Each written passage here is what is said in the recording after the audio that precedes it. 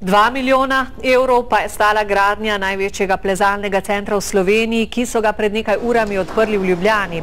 V njem je skoraj 1300 kvadratnih metrov plezalnih površin s stenami različnih težavnostnih stopenj, na katerih bo svojo moč in spretnost lahko hkrati preizkušalo kar 100 plezalcev.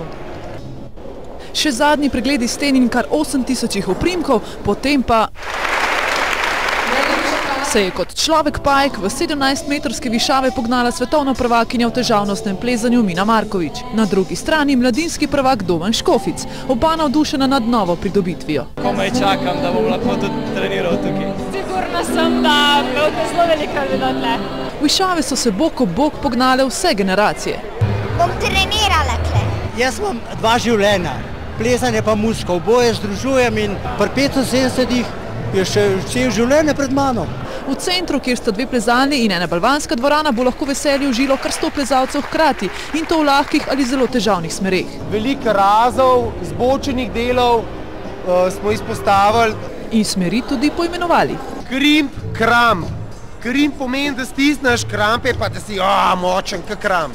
Plezanje odlično vpliva na razvoj moči, koordinacije telesa in ravnotežja, hkrati pa krepi telo in misli. Še posebej pa termo, ki vam prav gotovo pride pri vsakodnevnih opravilih še kako prav. Ne, še enkrat grem. Svojo vztrajnost lahko pridete v center preizkušati vsak dan in to celo pred službo. Center se namreč odpira zgodaj, zapira pozno. Tisti, ki svojo vztrajnost raje preizkušate v gorah, pa pozor, v teh zimskih dneh so slovenske gore zelo očarljive, a tudi izjemno nevarne.